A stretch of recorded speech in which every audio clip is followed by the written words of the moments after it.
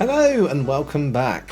I'm Luke, the Crazy Maker Nerd. Last time, I designed and 3D printed a Bloodbowl rollable mat. Well, not quite. And now, it's fully printed. And it works! So before we get into the latest episode, I just wanted to show this entire thing completed. It has a bayonet feature, so you can lift it by the top. You can rotate it. And oh, what's this? A bonus part that I created and have uploaded for free again onto my Maker World profile. Link in the description. So let's just unhook it. And there is the entire stack of miniatures for Bloodbowl in a neat little solution that sits inside the mat. And of course the bit you did see last time. The mat completely unfolds and lays flat, so you can play a game with maximum convenience, minimal setup. However, in the last episode, I did notice something. These little guys, well, they're lacking some colour. These little guys need some paint. And there's something else I would like to introduce you to.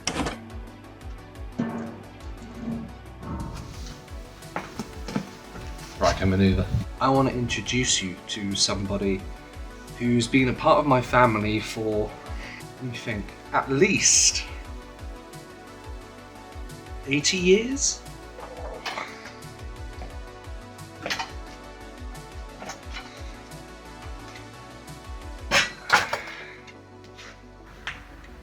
This is Maury, and Maury has been a gnome in the garden of my family on my mum's side for over 80 years, and when my grandparents unfortunately both passed away, I adopted Maury into my garden, and it's because of Maury that I chose a specific Bloodbowl team to paint this year. So let's get to that first, and then we'll give this old boy a bit of a spruce up.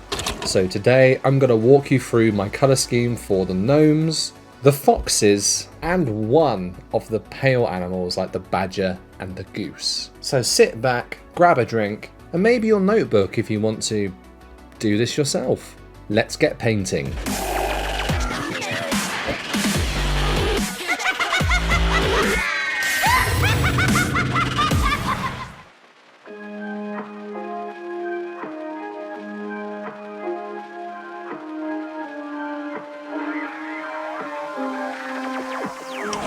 So this is the second NFL special that I'm going to be doing. And by that I mean basically a Bloodbowl special that's happening at the same time as the National Football League in the US. Do I know anything about NFL? No, but I bought the t-shirt for the video, so there. Exactly. Keeping it on brand, but not knowing shit about it. So of course the first thing I had to do was a bit of research, because I don't know anything about NFL, but I did think it would be really cool to actually paint this team in the colour scheme of one of the NFL teams. So I browsed the internet quite a lot, went through various catalogues of past uniforms, and one thing really caught my attention. And that was that the gnome Silent G was proudly presented on the front of one of those teams. Can you guess who it is? Yes, the Gnome Bay Packers. Apparently they're quite good and have won a lot. Good for them. Hopefully my gnomes will do the same when playing Bloodbowl. Although very unlikely, because it's this mug playing them. And I'm not very good at strategy, but I am very good at chaos. We're going to aim for a touchdown with this Gnome Bay Packer painting scheme. Do you see what I did there with a G? Firstly, let's give you a bit of box opening ASMR.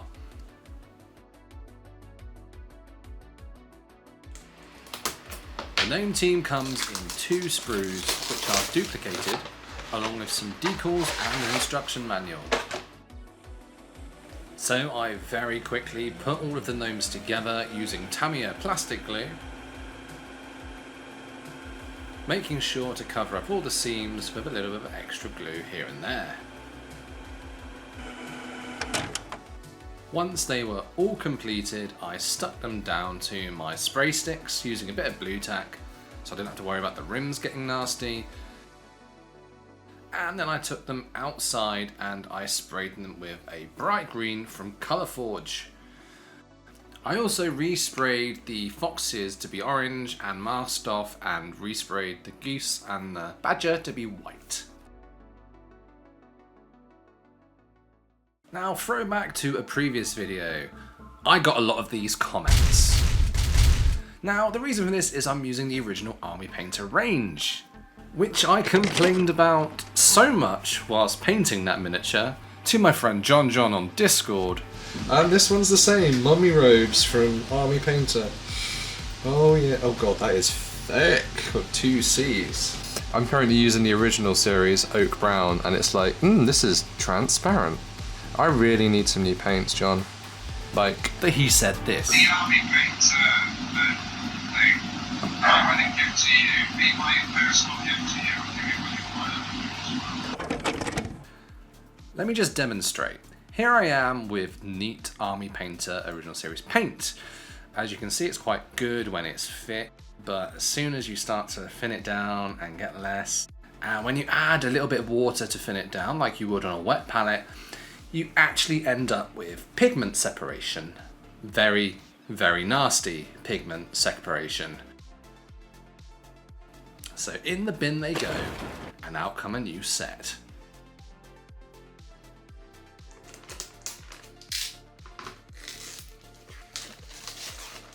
Inside this box I had 22 new paints, which was brilliant because it covered all the colours that I would need. Comes with a handy painting guide, some stickers, and 2 boxes full of paint, including a free miniature as well.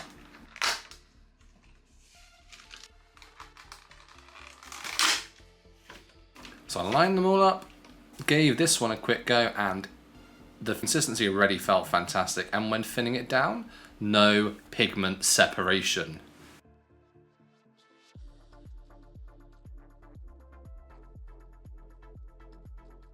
So let's start off with the gnome. I started off by using a flesh tone all over his face and his arms and legs.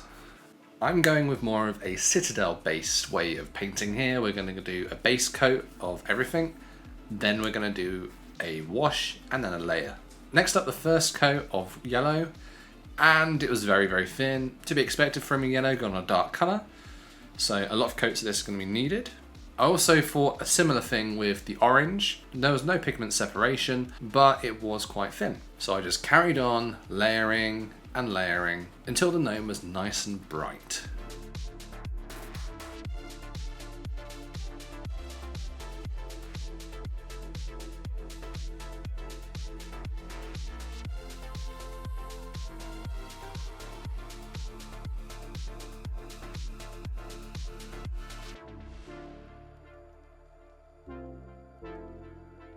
For the beard, I used a low saturation brown, which would then later be darkened by the wash.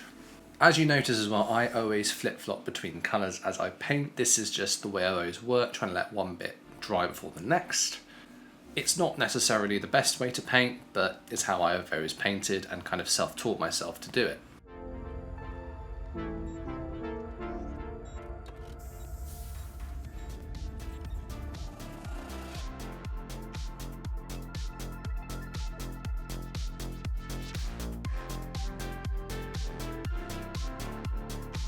Now here I mixed 2 different colours together, onyx skin and burning ore, to create a bit more of a rich orange tone to the brown, to then highlight all of those nice little leather bits. I do a similar thing with warped yellow and burning ore on the hat, just to try and differentiate it from his shorts and from his armour pieces.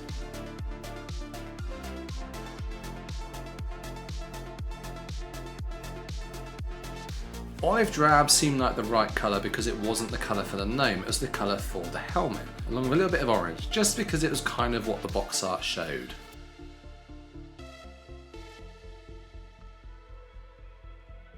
Also, the metallic in this is fantastic. I used the silver on the helmet on the ground as well.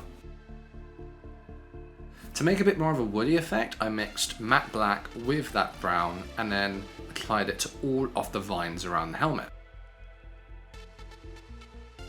Once again, I decided to do 2 thin coats on everything, layering it up slowly, making sure that I got good coverage on every part. Wild green then came out. This is a bit more of a vibrant green, and I used this specifically for all of those wild vines. I know I used the name to basically base it on what I was going to use it for, but it did work nicely and it gave a nice effect. Yeah, so the yellow, maybe 3 or 4 coats. I also used the gunmetal on the blade. I didn't use multiple types of silver because I thought it would change the palette of the whole piece. I also used warped yellow mixed with some olive drab to give a bit more of a bright but lower saturation green, to then highlight all of his coat and some of the other bits showing all over him.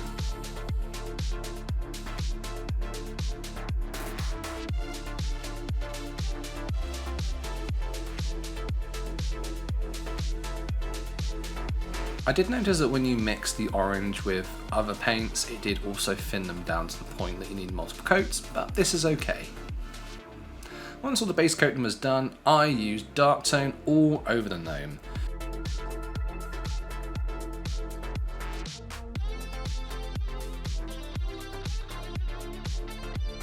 Then I used a dry brush to pull off some of that wash and just wipe it onto a towel. There we go. He is ready to dry. Now, we're just going to speed through the layering. I used exactly the same colour paint that I had on my palette just to highlight everything, because basically the shade had gone over it and just darkened everything. So you can use the same colour paint to then highlight again. It's quite a clever technique, and I think it's one that Citadel show in a lot of their tutorials. I've stuck with it most of the time because I'm more of an army painter than I am an artist. So that's what I've always done, that's what I did here. I used matte white and matte black for the eyes here, and I managed to amazingly not make him look cross-eyed.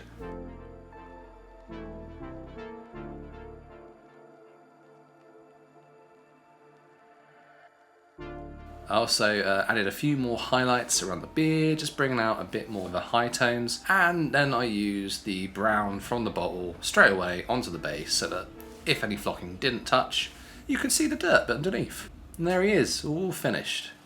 Unfortunately, I scuffed him a few times before I filmed the video, but hey ho. So for the one with the goose, the only difference was I used the plain out of the bottle brown for the stick, and then I used warp yellow and olive drab again for all those little leaves that kind of match the basing of the other one. All the other colours on the gnome would be the same through the whole team, so I didn't bother to refilm that. So we're now going to use an off-white. Now this is very similar to the spray that I used, and that's because there's a few areas that didn't really get touched, unfortunately, so this is more my mistake really than anything else. I then used that bright orange all over the goose's beak.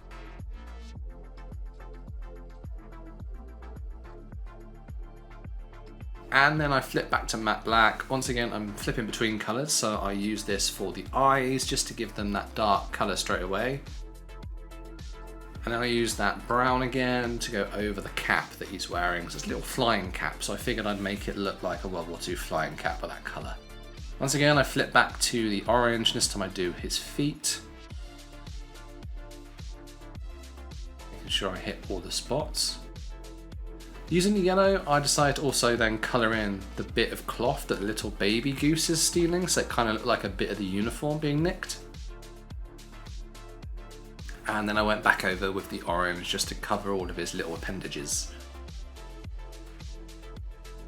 Matte blacking his eyes, a little bit more tricky and sadly not in focus, I do apologise for that. Once again I went over the bit of an off-white again because I noticed that there was a bit too much shadowing happening from where I missed it, and same on the main goose himself, just cover up all that nasty green that's showing through. Much better.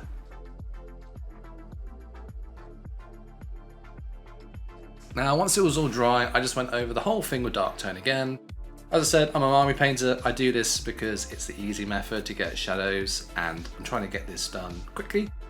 So there we go. It just brings out all those dark points all over the goose, all over the gnome and his little guy. Of course, once again, you can take off any excess that's pooling using a brush. Once again, using exactly the same colours, I highlighted all of the gnome, just like his comrade.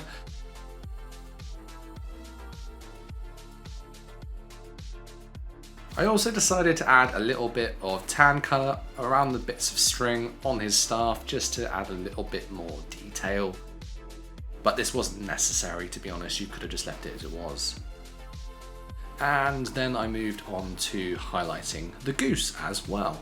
For the goose, I basically tried to pinpoint the middle of each of the feathers and then do this stippling effect all over his body, so it looked like he was covered in feathers, with the dark bits being still in the recesses. So it kind of added a bit of extra depth to those little areas.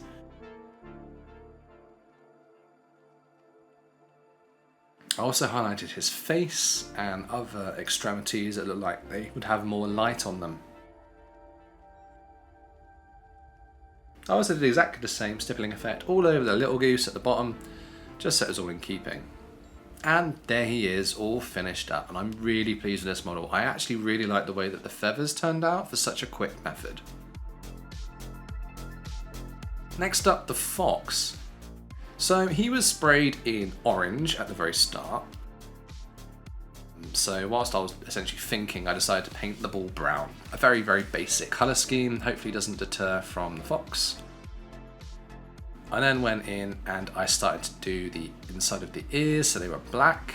And essentially this paint scheme is just black and orange. So I made a nice hard edge with the black of the ears, so you can see the inside of the ears from the outside. Then when it came to things like the tail, I decided to do some wet blending. So I put a load of orange around the inside of the tail and then black from the end of the tail inwards.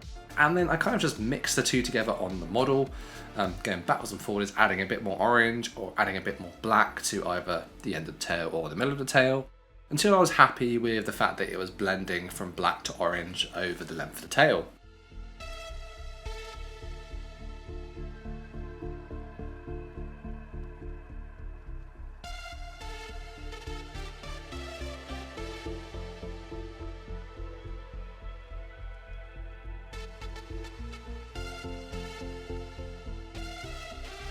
I did exactly the same technique as well on his legs. So firstly I started with his right leg, going backwards and forwards between black and orange, just blending in, trying to make it look like it was a natural progression from one colour fur to the other. I also used warp yellow and olive drab mixed together, try and make a brighter green again. This is so that I could then make the grass patch under him match all of the leaves that I've already painted. I also then realised that I hadn't done the other leg, so I swapped back to that and I did exactly the same technique, wet blending the two colours.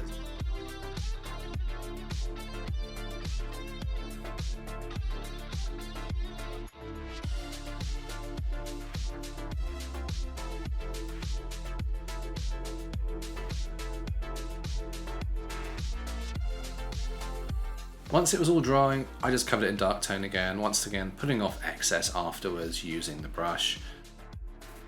Nice quick way to get all that detail. There was a lot of fur detail on this model which you could have done manually, but I decided to do a bit quicker method instead.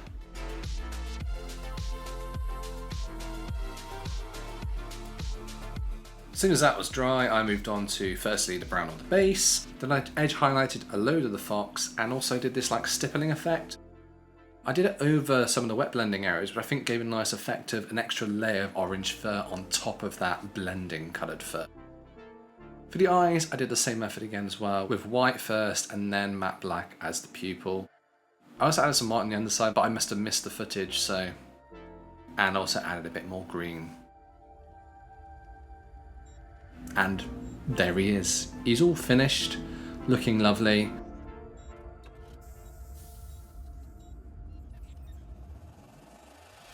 So there we go. That's the colour scheme of my Gnome Bay Packers Bloodbowl team. Now, as I said, those Army Painter paints are so much better than the originals. So if you have got the original range and you've been struggling with them for the past few years, like this mug just here, I would highly recommend you go out and you get some of the Fanatic range, maybe just the core colours that you use the most.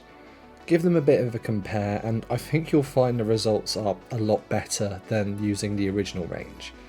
No pigment separation, you can actually thin them and then not keep getting messages saying thin your paints in all your comments. I'm watching your comment section.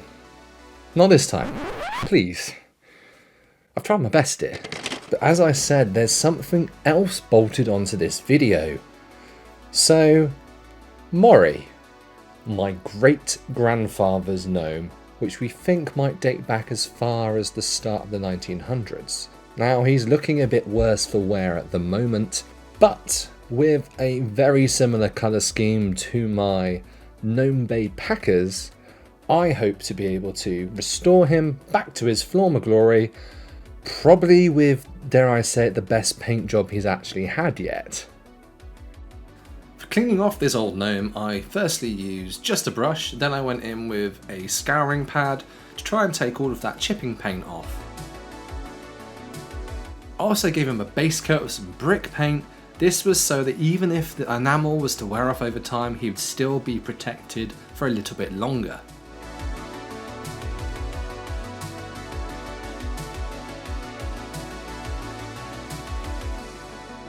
I also had this little mushroom that's been with Maury for what I believe is most of his garden living life. So at the same time, I thought I would also restore this and maybe test out the Humbrol enamel paints for the first time on that.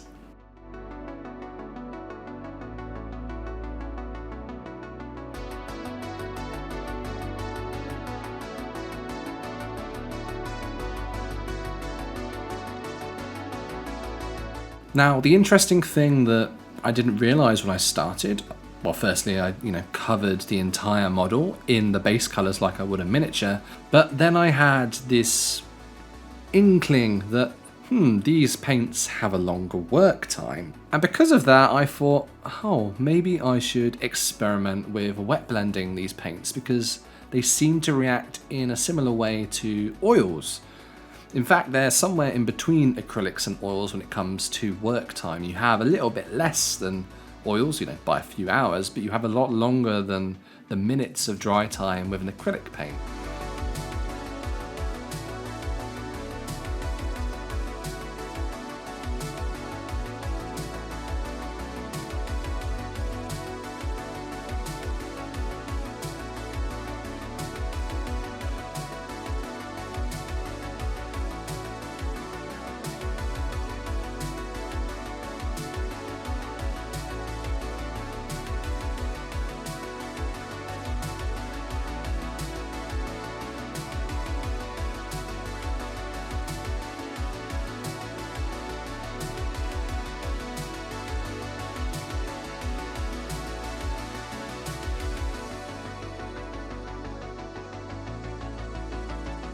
I'm not going to go into masses of detail of how I painted this gnome. All of the colours were selected exactly the same as they were on the small miniatures. The only difference here is I was using Humbrol enamel paints, so that they were more hard wearing and able to resist the elements a lot better than acrylics or other alternatives.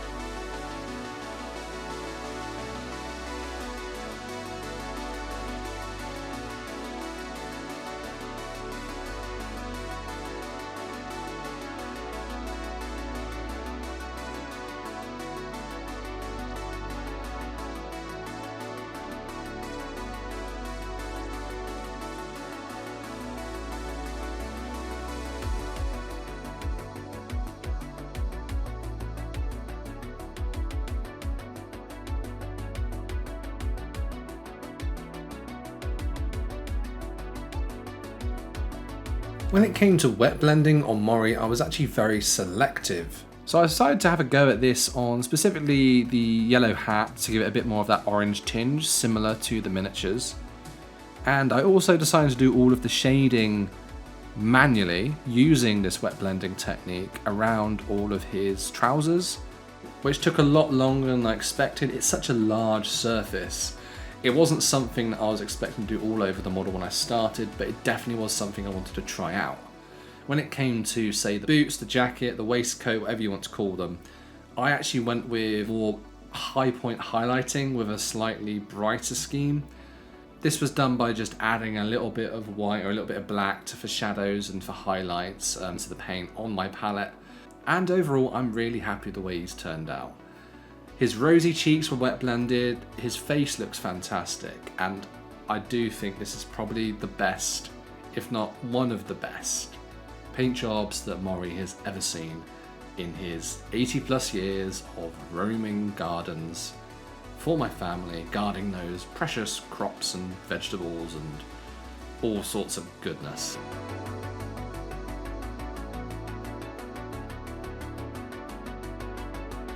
Make sure you hit that like, subscribe and bell icon below. Make sure you comment below, is there anything you particularly enjoyed? Is there anything that you think I missed? I would love to hear your feedback and from you guys in general.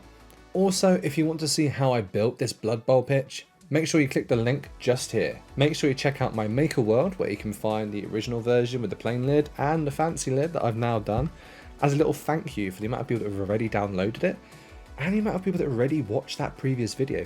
Thank you so much. I genuinely mean that. Like, this is really hard to do in between my full-time job, so to actually get a lot of good feedback, get watches, get people downloading the files, it's fantastic to know that my efforts aren't being wasted and you guys are actually watching and enjoying, which is really, really nice to know. But until next time, I'll see you later, my nerds.